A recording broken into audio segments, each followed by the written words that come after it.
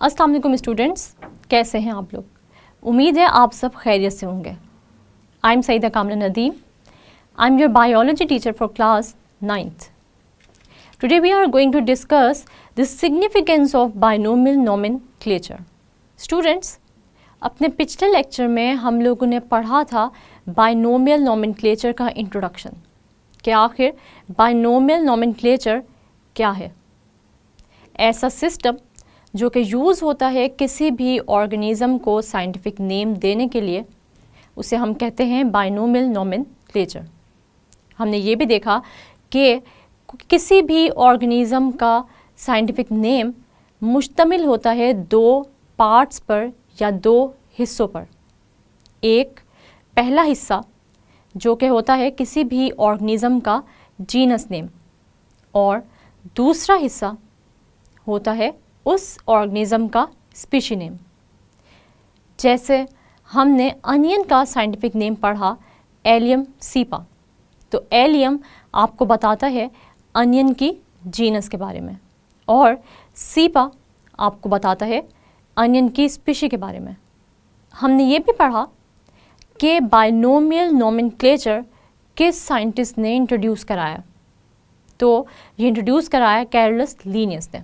और हम ये देखते हैं कि बायनोमियल नोमेनक्लेचर ऐसा सिस्टम है जो कि आज भी एक्सेप्टेड है किसी भी ऑर्गेनिज़म को साइंटिफिक नेम देने के लिए। स्टूडेंट्स, हमने पिछले लेक्चर में रूल्स भी देखे कि हम किन रूल्स की बेस पर किसी भी ऑर्गेनिज़म को साइंटिफिक नेम दे सकते हैं। तो हमने 3 रूल स्टडी किए कि हम किसी भी साइंटिस्ट का जब नाम लिखेंगे तो वो लिखेंगे इन रूल्स के अकॉर्डिंग। और वो कौन से रूल्स हैं? तो पहला रूल हमने ये पढ़ा कि जब भी हम हैंड रिटन किसी भी ऑर्गेनिज़म का साइंटिफिक नेम लिखेंगे तो हम उसको अंडरलाइन करेंगे, और जब हम इसको कंप्यूटर में टाइप करेंगे तो हम उस साइंटिफिक नेम को कर देंगे इटैलिसाइज और अंडरलाइन नहीं करेंगे। इसके बाद रूल नंबर 2 हमने ये देखा कि किसी भी ऑर्गेनिज़म का जीनस नेम का पहला अल्फ़ाबेट हमेशा होगा कैपिटलाइज, और उसी ऑर्गेनिज़म का स्पीशीज़ का पहला अल्फ़ाबेट जब हम लिखेंगे तो उसको लिखेंगे स्मॉल लेटर में, या उसका पहला अल्फ़ाबेट होगा स्मॉल। इसके अलावा हमने तीसरा रूल ये देखा कि जब भी आप सेम जीनस की स्पीशीज़ लिखेंगे, उसकी लिस्ट बनाएंगे या पैराग्राफ में उसको रिपीट कर रहे हैं, तो फिर आप उस जीनस को फुल फॉर्म में नहीं लिखेंगे, बल्कि आप उस जीनस का इनिशियल लिख सकते हैं या उसको एब्रिविएट कर सकते हैं उसकी इनिशियल के अंदाज में। उसके आगे आप लगा देंगे डॉट और फिर उसकी स्पीशी लिखेंगे आप। जैसा कि मैंने एग्जाम्पल आपको दी थी ब्रासिका कैम्पेस्ट्रिस की, और हमने ये देखा था कि हम इनके अंदर ब्रासिका का सिर्फ इनिशियल बी भी लिख सकते हैं और आगे उस ब्रासिका की डिफरेंट स्पीशीज़ के नाम लिख सकते हैं। आज हम पढ़ने जा रहे हैं कि आखिर क्यों ज़रूरत पेश आई बायनोमियल नोमेनक्लेचर की, या फिर बायनोमियल नोमेनक्लेचर का क्या फ़ायदा है। तो हम ये देखते हैं कि आखिर कौन से प्रॉब्लम्स थे जिनको साइंटिस्ट को फेस करना पड़ा, और फिर उन्होंने इस बात पे ज़ोर दिया कि हम क्यों ना हर ऑर्गेनिज़म को एक साइंटिफिक नेम दे दें, और वो साइंटिफिक नेम ही उस ऑर्गेनिज़म को या उस स्पेसिफिक ऑर्गेनिज़म को डिनोट करे।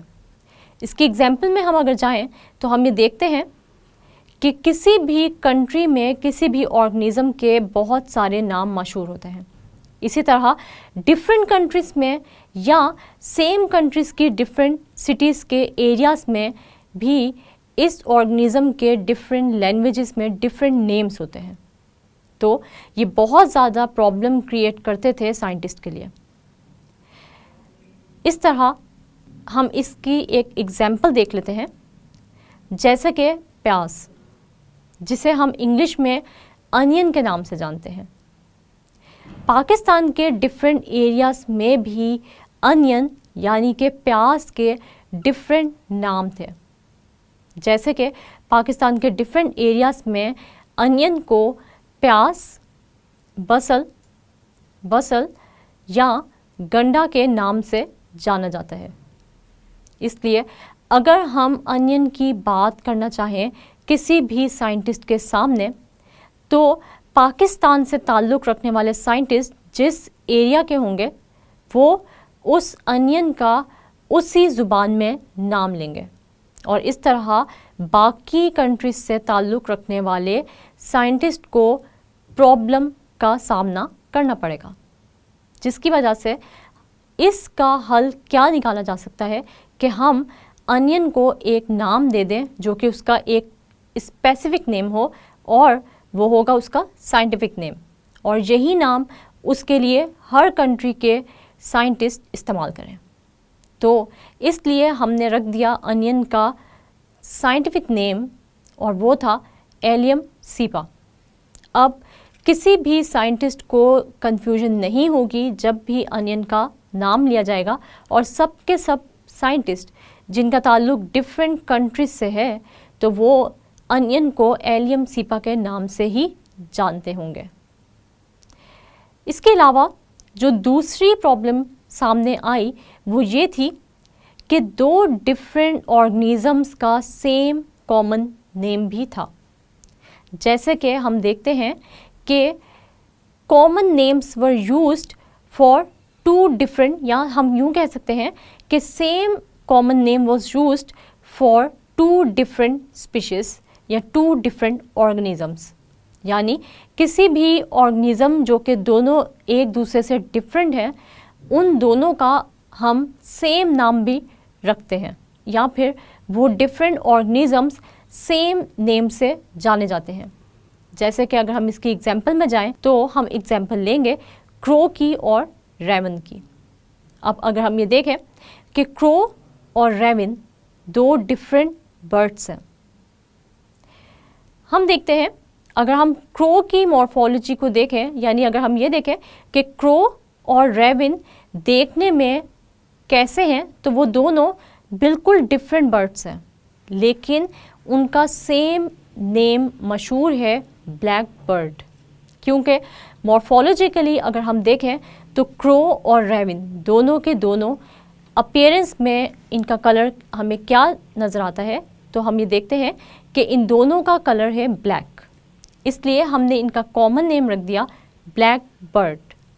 इसके अलावा हम एक और जो कॉमन नेम्स ने प्रॉब्लम क्रिएट की वो ये थी कि हम ये देखते हैं कि साइंटिफिक नेम्स अगर हम देखें तो हम उनको किसी बेस पर नाम देते हैं, लेकिन अगर हम कॉमन नेम देखें तो उनकी कोई साइंटिफिक बेसिस नहीं होती।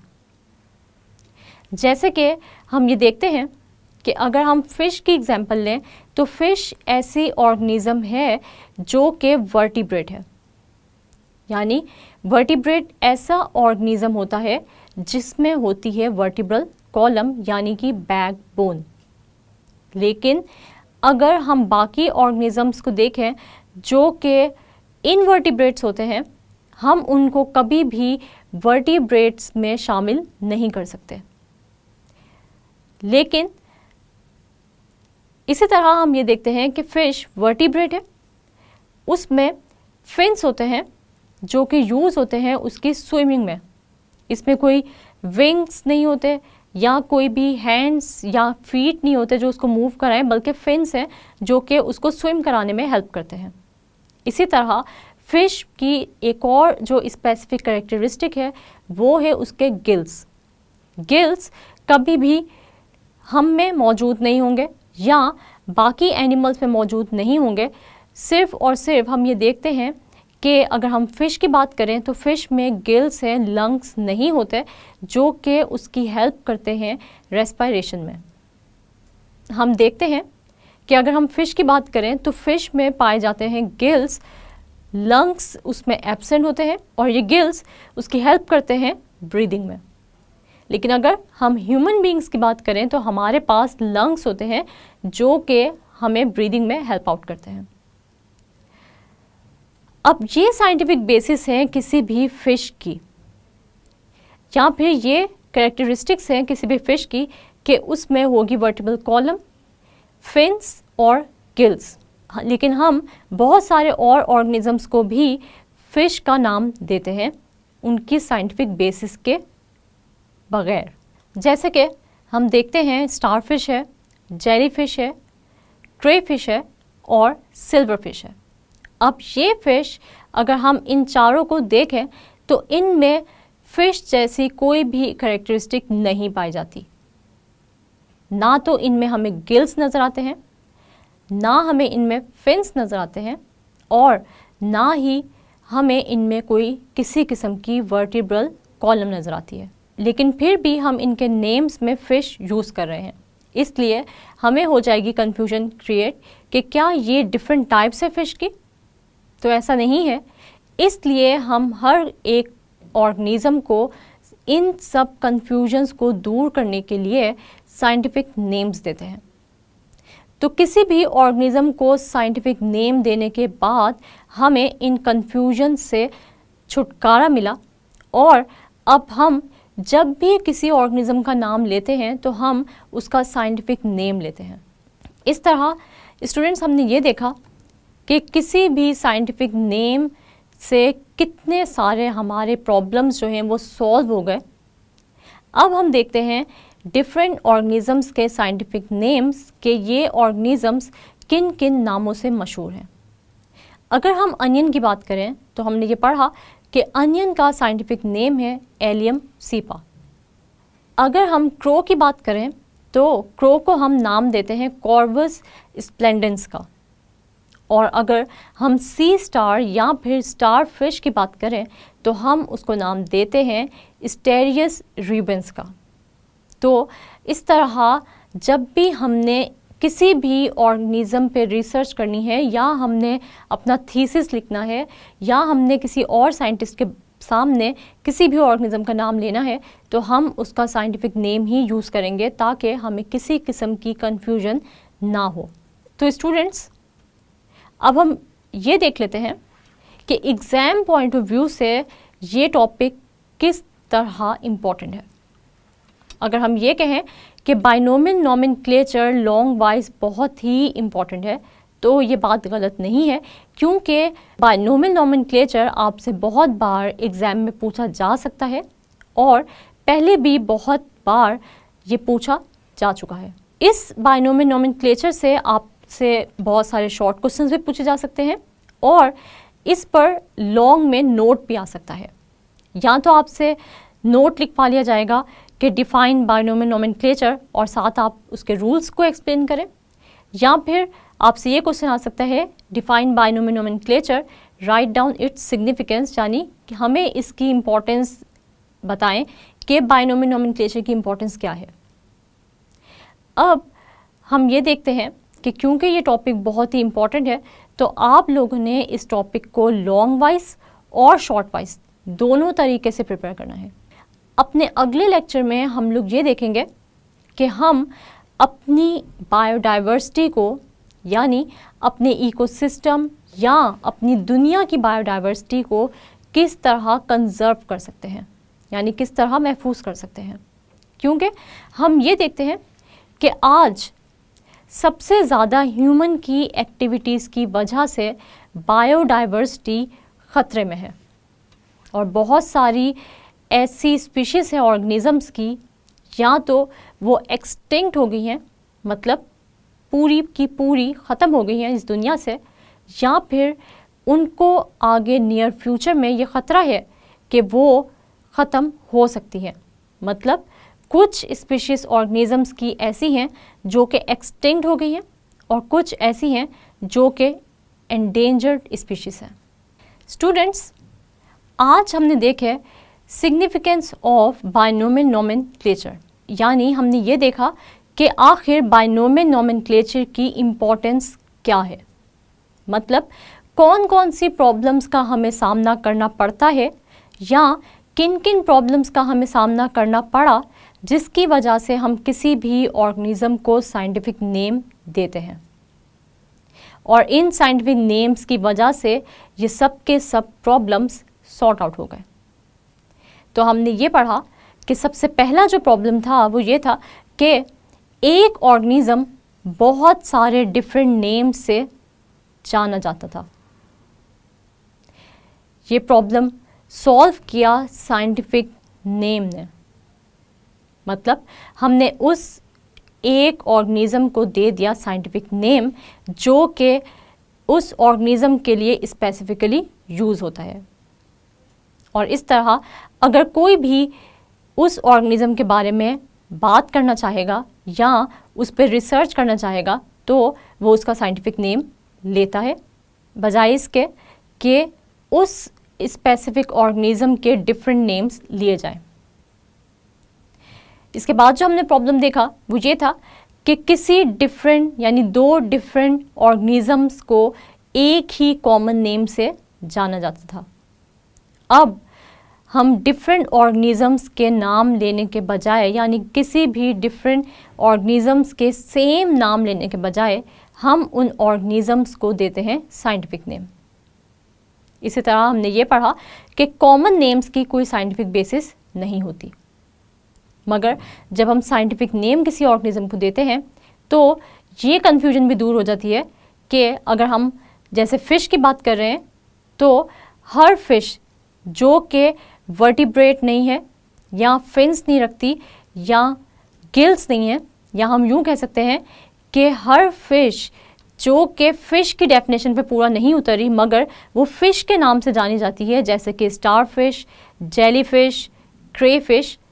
तो हम उन सब को ये कन्फ्यूजन दूर करने के लिए कि ये फ़िश से या फ़िश की स्पीशीज़ से बिलोंग नहीं करती, हम उनको दे देते हैं साइंटिफिक नेम्स और इस तरह ये कन्फ्यूजन भी हो जाता है दूर। तो इसका मतलब ये हुआ कि बहुत सारी कन्फ्यूजन्स का हल साइंटिफिक नेम ने सॉर्ट आउट कर दिया। यानी हम अब बाइनोमियल नोमेनक्लेचर का सिस्टम यूज़ करते हैं, ऑर्गेनिजम्स को साइंटिफिक नेम्स देते हैं और कन्फ्यूजन्स दूर कर देते हैं। उम्मीद है स्टूडेंट्स आप लोगों को आज के टॉपिक की बहुत अच्छे से समझ आ गई होगी और आप लोगों को कोई कन्फ्यूजन नहीं रही होगी। नेक्स्ट लेक्चर तक के लिए अपना बहुत सारा ख्याल रखिएगा और मुझे दुआओं में याद रखिएगा। तब तक के लिए अल्लाह हाफ़िज़।